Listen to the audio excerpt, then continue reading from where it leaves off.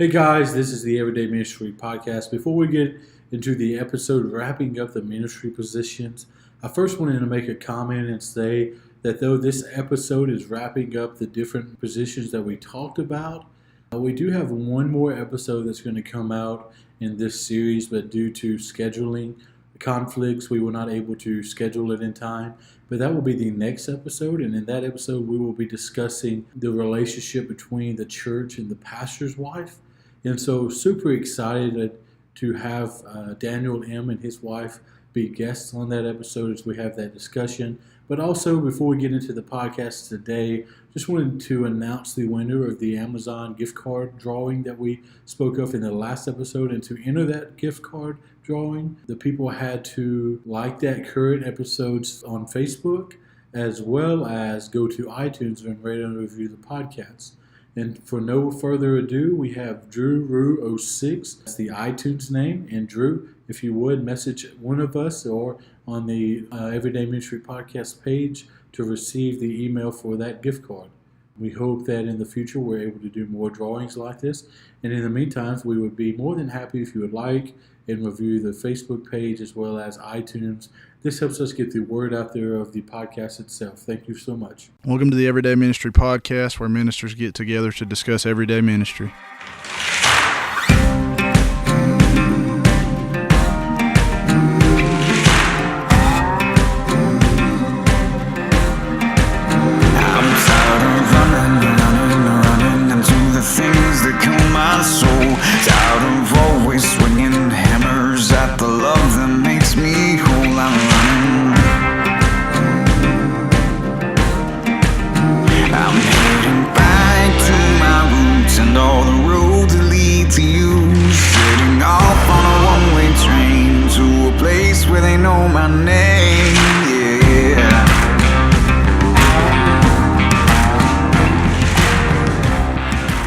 Welcome. We are recording yet another episode of the Everyday Ministry Podcast. We're excited to be here. We have got a whopping 4 people on the podcast tonight. It's exciting.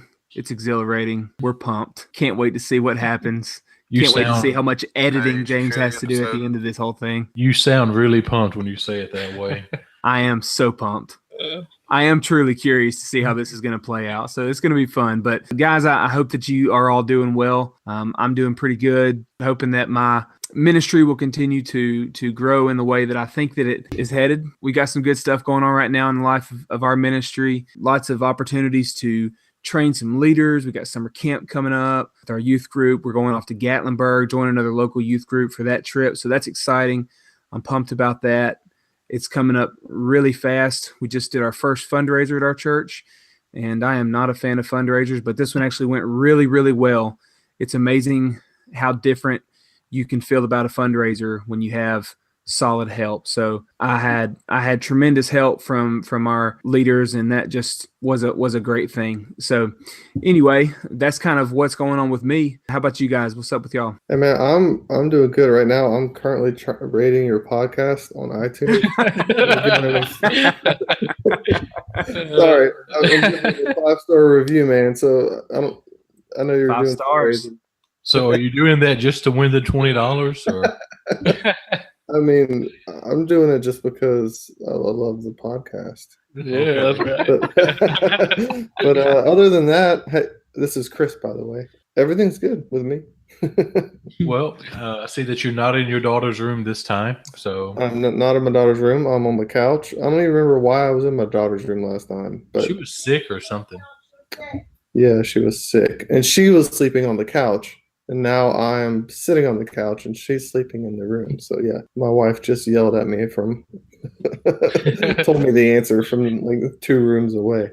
So yeah, everything's good. No sick kids. Doing good. Yeah, well, I'm doing good too, guys. Kind of haven't had an eventful week so far. First 2 days of this week, we had some troubles at work. I was telling James before we got on here, we had a water main break and a gas main break yesterday, so we had to shut down halfway through the day, and then we had some issues today, so we had to shut down early. It's just been a really eventful week. My mother was in the hospital, but she got out today, praise God, and I actually didn't even find out until today. Like, she went in Sunday, And my family just happened to tell me today, but got over there and made sure she was doing fine. She's out. And so everything's going well on my end. Awesome, guys. I was in New Orleans this past weekend for a conference, and then after that, I had to knock out the rest of my 20-page paper in Hebrew that I finished for Monday. But I only have about 2 more papers to go, about 25 pages put together, so it's not too bad. L'chaim. Yeah, don't even talk to me right now. Right now, once again, watching the Braves as we record, so that's productive. But they're in the 12th inning, 7-7, so it's a tight game, so I can't cut it off. Maybe they'll win this one. They didn't win the last one. So. But everything's going well on my end. Just living life, ministry, school, work, just like normal. But this evening, or whenever you're listening to this episode, we're going to be coming to a conclusion of this series we've been doing this year about the different ministry positions that we find within the church. It's been a really, really good time talking about the different things as pastors or worship pastor or youth. And that's why we have both Jamie and Krist back on here, because we're going to tackle this area as a conversation between all 4 of us, how it all fits together, how a pastor, a youth pastor, a lay elder, and a church member works together to further the kingdom and to see God's church in a local body grow and to reach those that surround them. And so as we jump into it, as Daniel said, as he was starting the podcast for us, there's 4 people on here. We've never had 4 people on here. You haven't had all 3 of the podcast hosts on the episode, though. We have not had all 3 podcast hosts on the episode. Corey, that's a shot at you, my friend. And he was supposed to be on here tonight. This from happening right now. Yeah, it would have been 5 on here. So, yeah, it would have been interesting for sure. Probably would have been an hour and a half long. 2 youth pastors get together. They talk a lot. So, I have no comment to that. That's okay, though. Anyhow, so as we move into the podcast, I just want to tee it off and just kind of ask the question of, how can a pastor best serve you in the position which God has you in? And so really just look at it in the perspective of a youth pastor, a lay elder, and then a church member. And there may be some overlap in these questions. There may be some overlap in between your answers, and that if that's the case, that's okay. But I'll start with Daniel. Just give us one idea of how a pastor can best serve you in your leadership role. Well, I can definitely speak on how my pastor now serves me. My pastor serves me consistently by each time that he sees me, no matter what day of the week it is, no matter how many times he's seen me that week. Each time he sees me or even talks to me on the phone, one of the first things he asks me is, "How are you?" And he's not asking about my ministry. He's not asking about that student that I was supposed to follow up with. He's not asking about that hospital visit that I was supposed to go on. He's asking me about me. How are you? And I think that in a major way, the more I sense his genuineness in how he asked me that or how often he asked me that, that has been such an encouragement to me, because I know that first and foremost, he is my pastor, but even before he's my boss. And that's a interesting dynamic to know that. But as he and I have grown in our relationship, I have no doubt that he is first my pastor, that he has just as much interest in ministering to me and helping me grow in my faith as he does in seeing me succeed in my position in the life of our church. So that's one of the best ways that he serves me. I would say the other way that he serves me is that when I bring ideas to him about my ministry, something that we've got going on in the life of our youth group, he listens well. That's a tremendous thing, to just listen. He doesn't try to shut down the conversation because he hears me throw something out that he thinks might be a failure or something that was previously a failure. He hears me out. And then on top of that, he allows me the space to potentially fail on my own if he sees that that's something I need to do. And so my pastor now is tremendous in how he serves me. And it's been such an encouraging thing, because he's from the business world. And really and truly, I didn't know how that was going to translate to ministry world.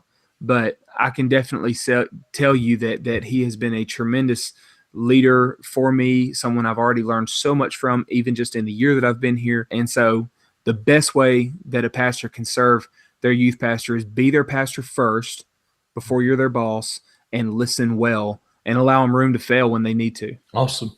Man, I couldn't agree with that more. Chris, we'll go with you. How can a pastor best serve the lay elders in the church? Well, yeah, I mean, I'll start off by agreeing with the fact that, yeah, they have to be your pastor first.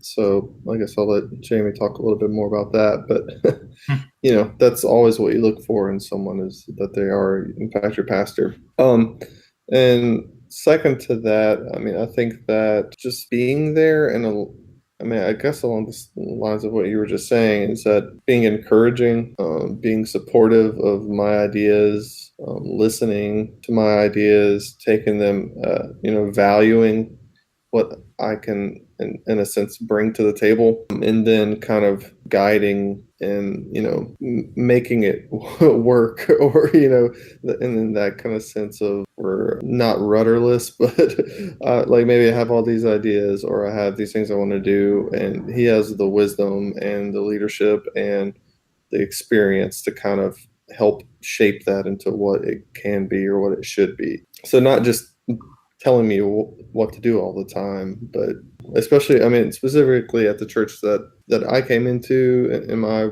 role, it wasn't a 100% defined role, whereas a lot of people do want that, and, you know, that can be good.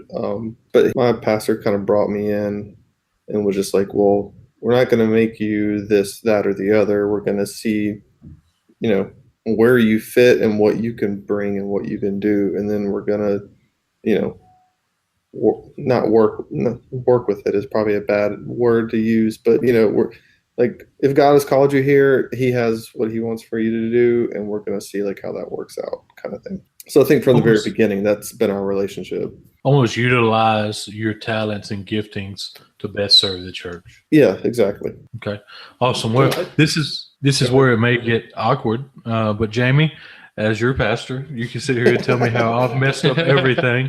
But how can a pastor best serve the church member? Yeah, well, the first thing I think about is, of course, effective leadership, and not just leadership when it's easy. You know, many times it's easy to lead me as a church member or any other church members when it's very easy to do.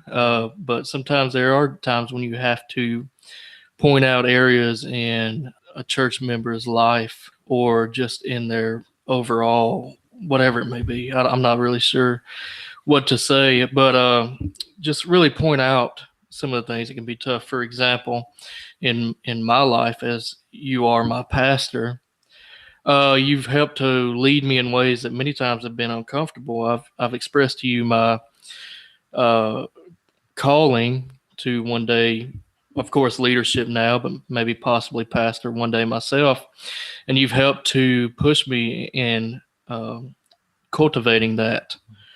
And many times it's been uncomfortable. Many times it's been hard. Many times it's something that I've kind of wanted to push off, but you keep leading me, you keep showing me. And that's something that I've noticed since I've been here at Lighthouse, is that you do try to help each and every church member realize their full potential and whatever it may be that God is calling them to. For example, with us doing this Wednesday night Bible study that we're doing, is we're trying to grow more leaders in that, instead of letting me lead and not giving anybody else the opportunity. You have put people in a position to lead them in being a leader in that setting. So for me, that's a very effective way to be a pastor to a church member. So just to sum up the takeaways, really what I'm hearing from you guys is, first, be their pastor, as in seek their spiritual health and how they're doing. Secondly, see the ministers of the church as equals, not just people underneath you that you boss around. And then thirdly, is develop and guide and then help them grow in their walk, not only in Christ, but in their walk as a minister in the whatever setting they may be in. Guys, I think this is some great takeaways. Chris, I think it's your time now to kind of go into the next question. Yeah, James, I was going to ask you and the other guys, what is one way that a lay elder can best serve you specifically, serve the pastor? I personally think it begins with really stepping in areas of where that lay elder is gifted in. So often it may be that someone may want to step in and help in a way that may be the senior pastor per se's gifting. And so it may not be best to step in that kind of role. For example, if let's say my gifting is a technology side of things, which I would say it is to some extent, I may not need a lay elder nor church member, whoever, to step in and take that role. But I may need them to step in and take the role of, doing announcements or teaching on a Wednesday night like Jamie just talked about, or whatever it may be. And then secondly, I would say is, and the biggest thing for me is keeping the pastor accountable. Because so often, even though we've talked about it in the last episode with 2 episodes ago with the church members, is that lay elders are members of the church as well as elders of the church. So one of the biggest things they can do for their senior pastors, keep them accountable, not only in their ministry walk or their walk with Christ, but in the way that they are leading the church. Because if a lay elder is doing its job, it knows the needs of the church just like a senior pastor does. So jump in there, keep the pastor accountable in all areas of life. Cool. So Jamie, what is one way that a lay elder can help the church member, or the average church member, I suppose? Yeah, well, it's just something I don't exactly have a lot of experience in, because I didn't grow up in church, and many of the churches that I've attended since I've been a Christian did not really have this system of eldership. But I'll give it a shot anyway. I would say that even though we are all equal as brothers and sisters in Christ, we have to realize that certain positions do hold a certain importance in the church. And when we see people holding a leadership role, such as an elder, or of course a pastor, or whatever it may be, we do look up to those people for a special kind of leadership that we may not get from the other church members per se. Now, I want to be careful when I say that everybody should feel a responsibility to lead in some sort of way, but we have to acknowledge that elders do hold a position that is a bit higher. So with that being the case, I would say that the elders should seek to do what they can to lead all the other members. And as a member, we should be looking up to them, looking up to their guidance, looking up to their experience, looking up to their understanding as leaders in the church. Cool. Yeah, I think that's good. And then what is one way that a lay elder can help the youth pastor? So Daniel, sorry. That's good. My initial thought is that kind of what I'm thinking is that the lay elder and the church member, can both kind of assist the youth pastor in very similar ways. So my answer might sound kind of the same between both. But one thing that I do see specifically with elders is oftentimes, not all the time, but oftentimes the gift of teaching. And so I would definitely say that a lay elder, an elder in the church, could most definitely assist the student pastor in helping either in teaching students, whether it be, on a fill-in on a Wednesday night, or coming in and speaking on, somewhat of a regular basis to just give them a different perspective, or assist a student pastor in training a volunteer team. I've got a team of about, I think, 7 right now. And one of my biggest challenges, and one of the biggest things that's constantly on my mind, is training them, continuing to find opportunities to encourage them, to help them grow, to show them new perspectives, new ideas on how to look at student ministry, on how to reach out and love students.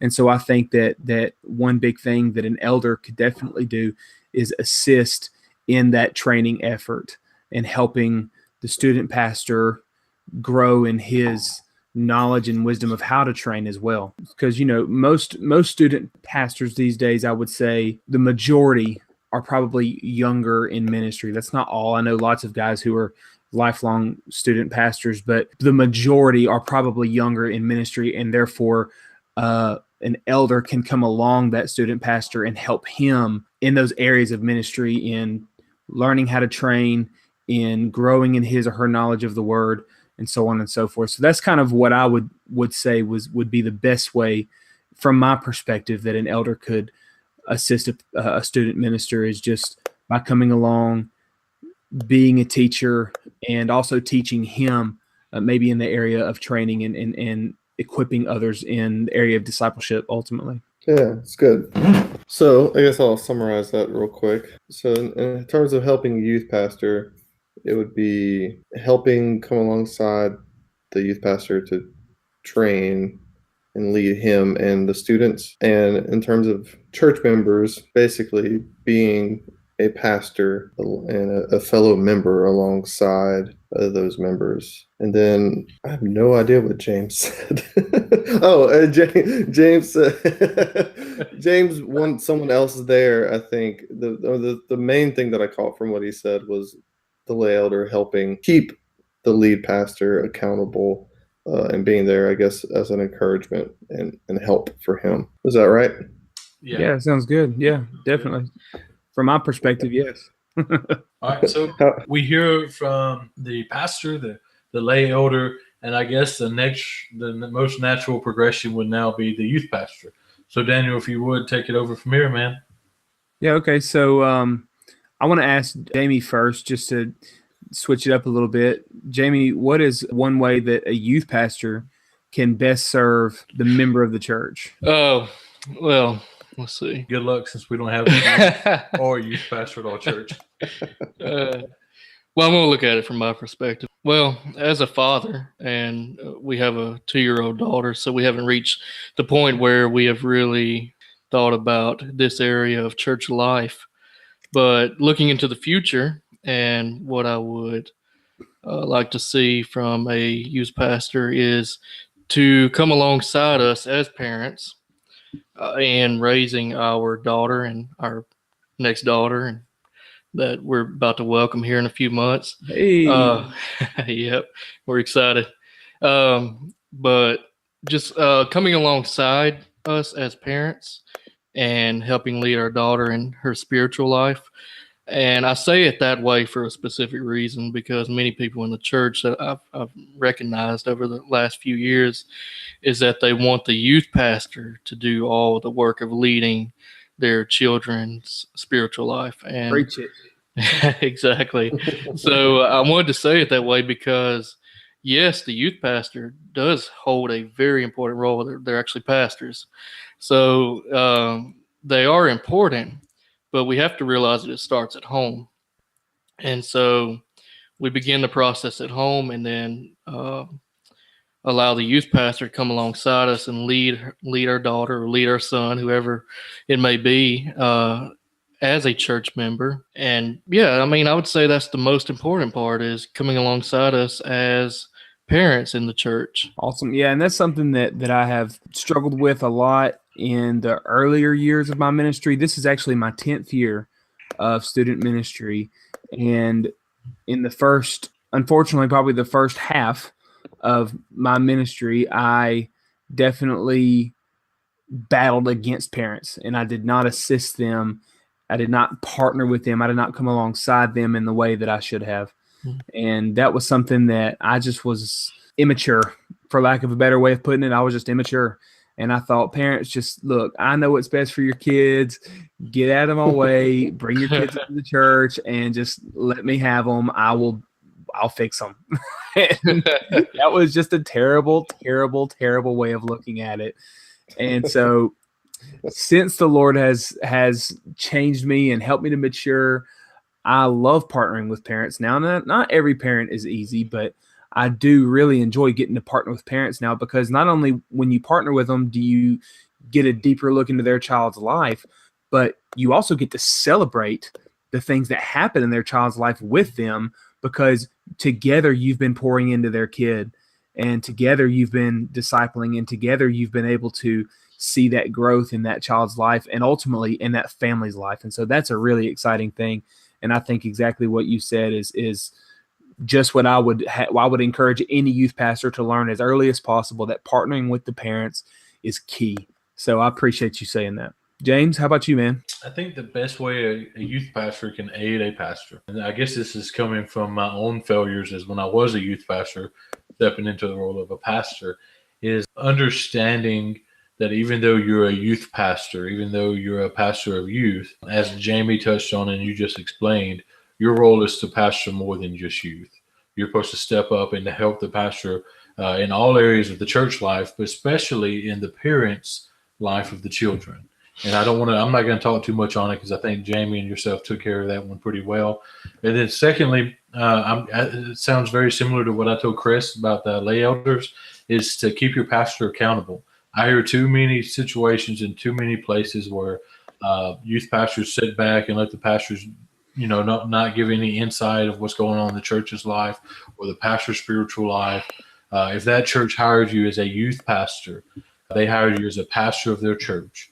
And don't take that lightly, and use that your calling to also not only help the pastor, but also keep him accountable in his walk. Because guess what, pastors? We mess up. We screw up. We make mistakes. We don't do everything perfectly. And we need a little bit of people calling us out on things at times. Absolutely. I appreciate that input. And sometimes it's difficult to be willing to hold your pastor accountable. But if you do have the transparency in that relationship, it's definitely a blessing to be able to have that transparency and to speak openly with your pastor about things that maybe you see that you need to address with him. Well, when you're in the second chair per se, I'm like the fifth chair at my church, so whatever. Yeah. Well, you're lucky they let you sit there. But yeah, when you're in that second chair, I mean, it is a little more intimidating because, I mean, you still got to pay your bills, feed your family, do all of that kind of thing. But hopefully your pastor's at a position where they can take some criticism every now and then. And if pastors, if you're not there, then you need to check up. Boom. All right. Krist, how about you, man? What's a way that the youth pastor can assist the elder in the church? That's a good question. Glad I asked. Where we are specifically right now, we don't have a youth pastor per se. We have because the last associate pastor who left, he was a youth pastor. So we currently have a couple of the deacons and one main deacon who kind of is leading the youth at this point. And what I benefit from most, I think, is just seeing people who are doing it, who they haven't been hired, they haven't been designated a title or anything like that, but they're filling a position and they're filling a need that they see in the church. So, I think from where I am right now, the people who are, teaching the youth and planning stuff for the youth and all that, it's just the most benefit to me, really, that they're even doing it at all. Yeah. Yeah.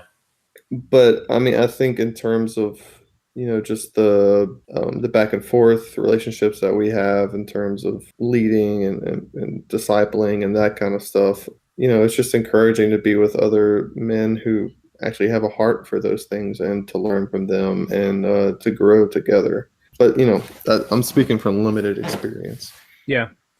Well, I appreciate that. And I think, a lot of times volunteer student ministers who are really just filling in the gap, those are the ones that really probably have a greater impact than even paid staff members sometimes, because those are the ones who are doing it. They're not doing it to help feed their family. They're doing it because it is out of pure passion to see that ministry grow and to see those students, or whatever area of ministry for that matter, to see those people grow in their walk with the Lord. Man, it takes guts to be willing to step into that. And it takes some tough skin too, because you step into that position and all of a sudden you got a bunch of critics on you as well. So that's strong. That's good. Parents would never criticize a youth pastor, Daniel. I don't know what you're talking about. Never, man. No, it's not the parents I'm worried about. It's the chairman of deacons. All right. Well, Guy's not on here to talk about deacons tonight. So before all four of us get in some water there, Jamie, jump in and you take it over. Yeah, well, I'm going to start with you, James. What is one way I, as a church member, since I am a member of your church, I can serve you as a pastor. Well, I'm not going to make Are it. you telling me you've never come to your pastor and asked him this before? Oh, see, that's the first problem I'm dealing with. Okay, we guys.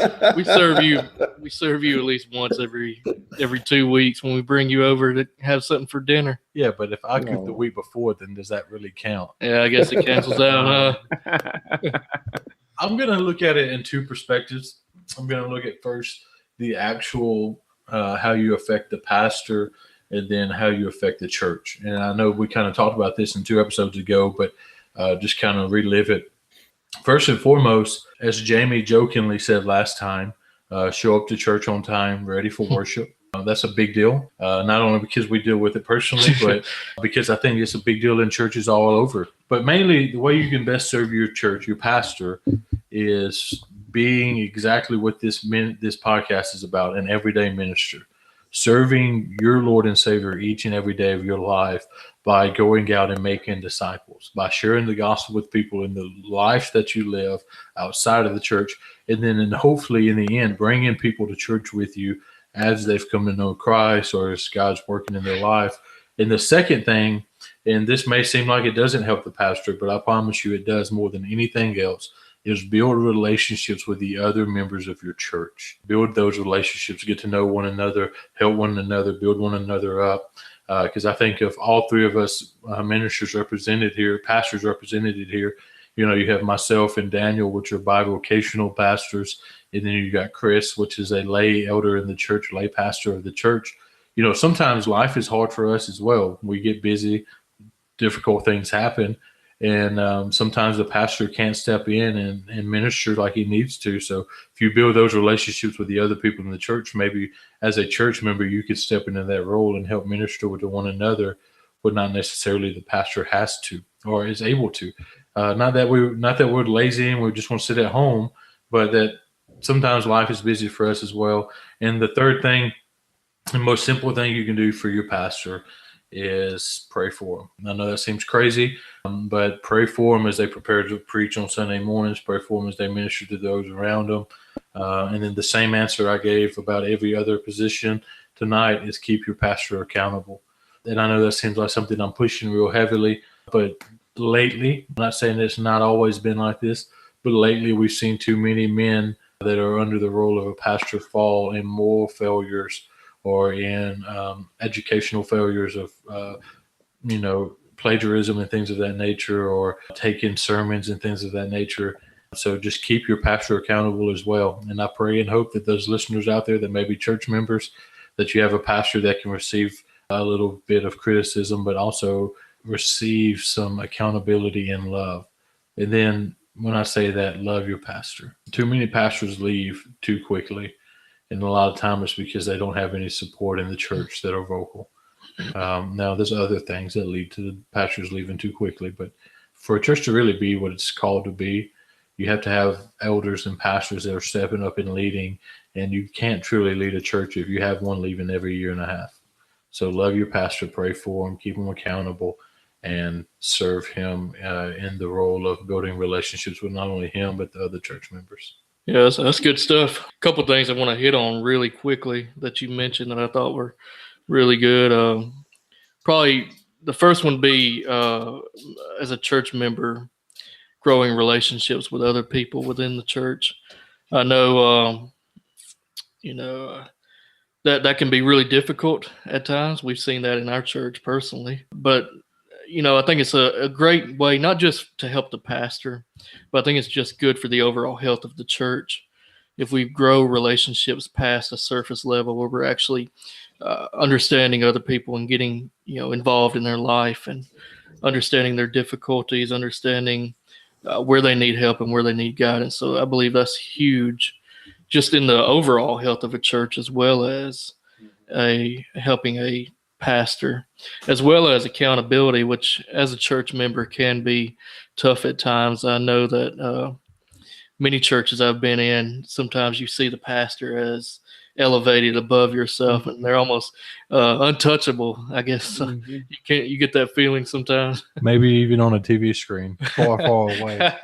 All right, let's not throw anybody under the bus here, but for me and you, it's a little bit easier because we are such good friends.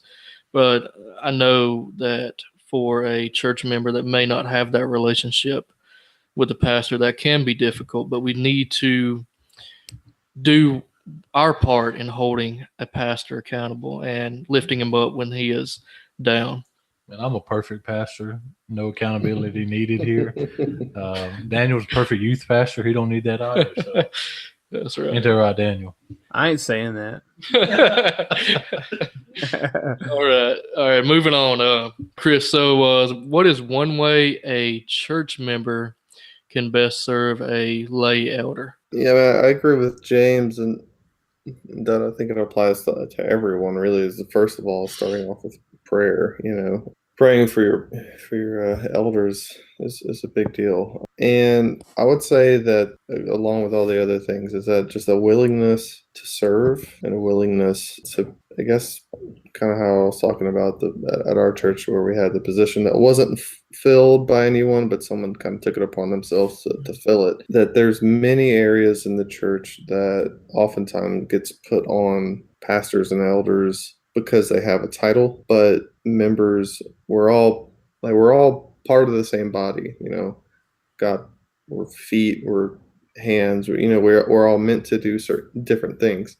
But sometimes there's things in the church that a pastor could do, but maybe they don't have to do because the members, just quote unquote average everyday member, can come alongside them and take on those roles, or take on and fill in those needs and take care of those problems. And I just, that's one of the many ways I think that members could help their pastors and elders, is just be willing to serve and be willing to not necessarily always call on the pastor to do something that they could, through the grace of God, empowered by the Spirit, that they can actually do. So, yeah, that would be my one thing. Yeah. One thing I wanted to add to that is, and it may not be like this in your church, Chris, but see the lay elders as pastors of the church too. Because I think sometimes in churches that have that role, they may not see them no more than another church member. But even though they're not paid for doing the role that they're filling, they're still pastors over you, trying to lead you spiritually and help you be nourished in Christ. And so see that role as a role that they're filling for Christ as well. Yeah, I guess you could say that would be one way to help the lead pastor, is not always to bring everything just to him, but leaders in the church, that they are available for that as well. Yep, that was good stuff. All right, well, we'll move on. Like I said, that's kind of, I don't really understand a whole lot about it because I've never been in a church with an elder, but so we'll go ahead and move on. What's one way a church member can best serve a youth pastor, Daniel? So that's a loaded question. Mainly just because I guess part of it depends on how does that church member feel that they fit into the life of our church. So if you're a church member who is saying like, hey, I think I want to get involved in the youth ministry of our church. I think I want to be on the leadership team, or I think I want to volunteer more often. I think I want to lead a small group, or whatever it might be. If that church member is stepping in that way, then the best way that member can serve is by being willing to basically buy into the vision that we have for our student ministry, and then love those students like crazy. That's something that I'm still learning, is how to best communicate to our team at our current church the value and importance of being present on a consistent basis and just showing our students how much they're loved.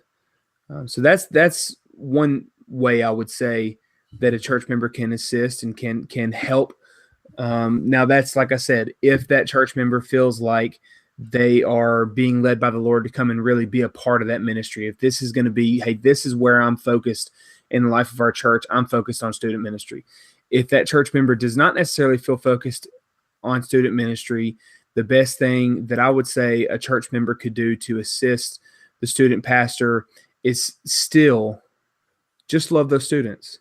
Don't make our students feel alienated. Don't cause our students to think that they're the ones that are just getting in the way, that they're the ones who always, break things at the church or make the place messy, or they're too loud, or they're wearing their hats inside, whatever it might be.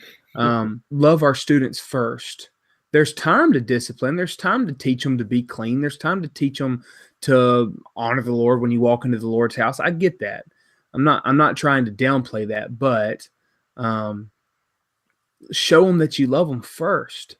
That's the best way that you could partner with me in our ministry and serve me, is by showing our students who are your brothers and sisters in Christ that you love them. Because sometimes they might seem like they don't care what you have to say, but some of them might not care what you have to say because they think that all you have to say is negative stuff towards them. So, I guess you kind of put me on a soapbox there when you asked that question, Jamie. The bad thing is you knew it was coming.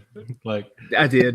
That doesn't necessarily mean that I haven't had a bad experience here at this church, and I haven't at my previous church either with members.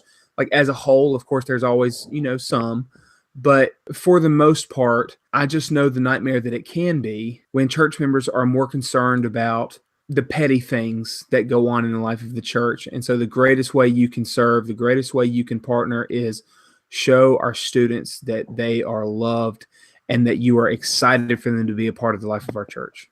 Good.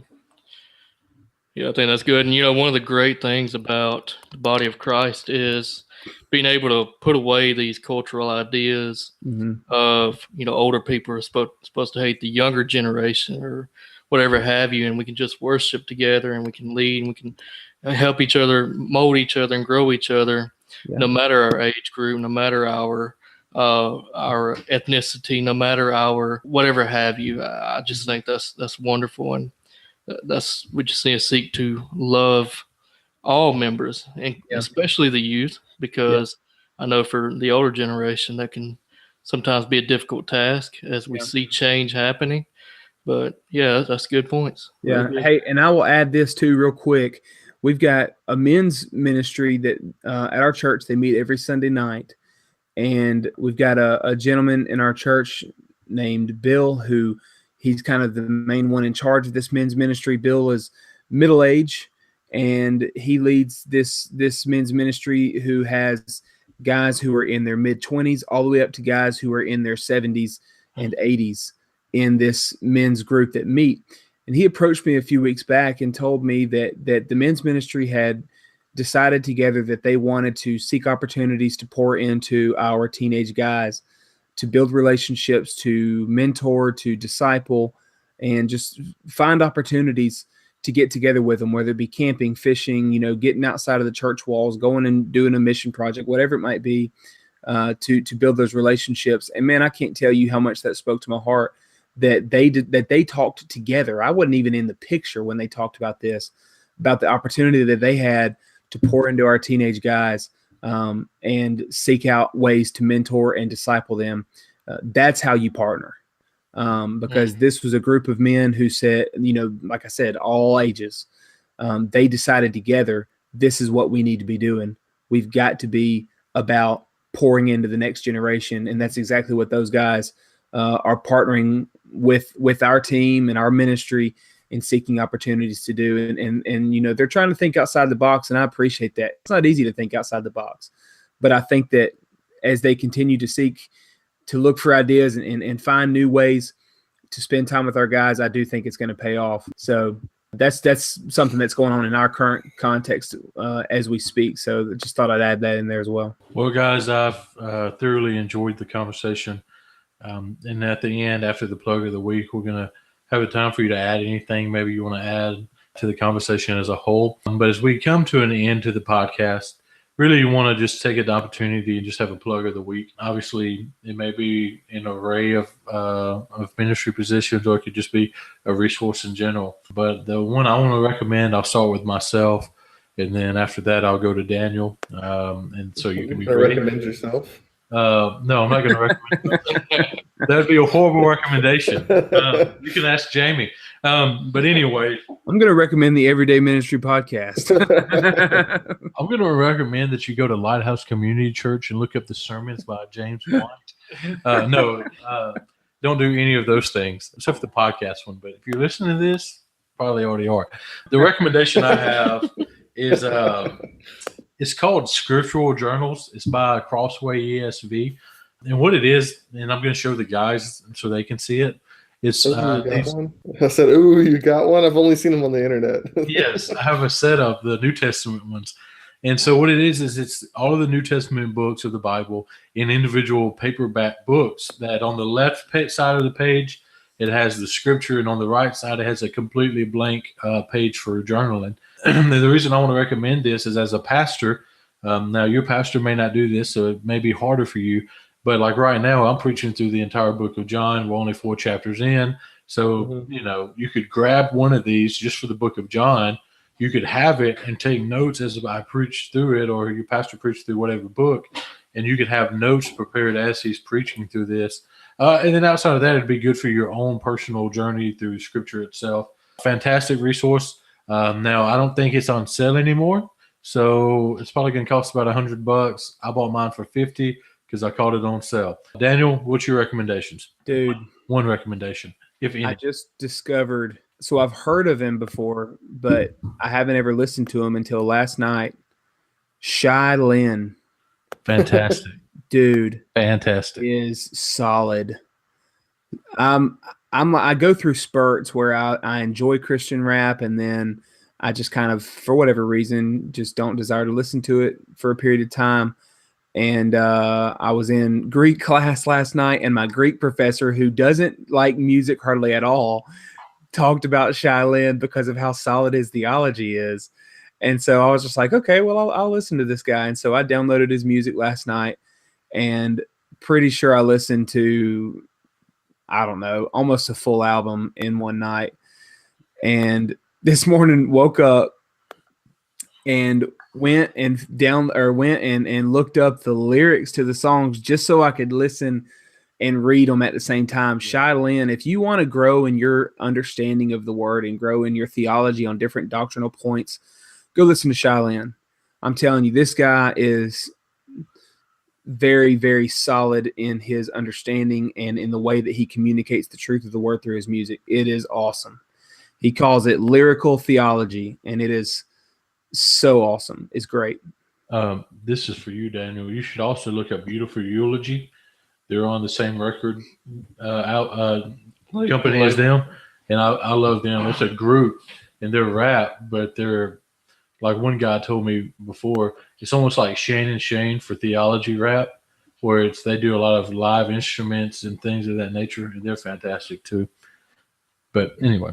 All right, so Chris, what you got for us? Has anybody ever recommended the What series on YouTube? No. Okay, it's WWUTT, or it's When We Understand the Text, and it's on YouTube, and they're about a minute long, and it's basically just he goes, and there's a podcast too where it's a pastor. He kind of teaches, but the YouTube videos are really they're a minute or a minute and a half long, and they explain like theological concepts or answer questions in a really in-depth way. You kind of have to pause it maybe the second time you watch through it, but it's called WWUTT, When We Understand the Text, and just go look it up on YouTube, and you'll fall down a rabbit hole. And they're good. You said they're only a minute long? I think they're 90 seconds long. Okay. It's something like that, but yeah, it's a big recommend. They'll just take, it'll maybe even like, is the prosperity gospel true? And then it'll go through it in 90 seconds and answer that question, or what is salvation, or salvation by grace through faith, or just stuff like that. And it'll. Okay, awesome. All right. So, guys, as we get ready to get off of here, is there anything that anybody wants to add before we come to an end tonight? Man, I would just add that I appreciate our topics, just the discussion that we've had. I think it is encouraging. I think sometimes we get caught up in our own little world of whatever it is that we're doing in the life of our churches. And so to take this time and discuss different areas of ministry and how specifically we partner with those, that's certainly an encouraging thing to me. And it helps me to think in my context, okay, how am I partnering? Am I partnering? And what type of job am I doing in that effort? So it's been encouraging to me. So I appreciate that. All right, Chris, you got anything for us, man? No, thank you for having me on again. I don't really have anything to add. I think everything everybody said was great. That's what I need to add. Just to echo what I echoed, what he echoed. Well, guys, I've really enjoyed it. And Jamie and Chris, you have the joy of being the first 2 repeat guests of the podcast. Yay, high five. Well, guys, I've really enjoyed this conversation, not only tonight, but as we've recorded a few episodes in the last month and a half just on these topics. And listeners, we really hope that since January, when we started this series on church ministry positions, we've looked at the different roles of, a pastor, a worship pastor, and youth pastor, lay elders, pastors' wives. We really hope that just listening to this has been encouraging to you in whatever role that God has for you in ministry. And we're not done with these topics. I'm sure we'll revisit them at some point, but we're going to move on and we're going to address some different things over the next few months. But we really hope this series has been encouraging to you. And once again, as Daniel echoed a few weeks back, is if you have anything that you just want to hear us discuss or talk about, or if there's any way that we can be an encouragement to you, reach out to us, contact us, send us a message on Facebook or on the podcast page, whatever it may be. And then also don't forget, even though you did not get to win the $20 gift card to Amazon, don't forget to rate and review the podcast as well as share the episodes on Facebook for us. We really appreciate that. And here at the Everyday Ministry Podcast, we are praying for you and your ministry and that God be glorified in what you do to serve him. This has been the Everyday Ministry Podcast, and we're a podcast where everyday ministers get together to discuss ministry. If you're encouraged by what you hear, please go like our Facebook page, share the episodes, and rate the podcast on iTunes. Don't forget that a new episode drops every first and third Mondays. Our prayer is that these episodes are an encouragement to you and that you would be faithful in the ministry that God has placed you in. I'm sick of running into the wind. Distracts my back, about time to start kicking and screaming. Gotta get out of here fast. I'm heading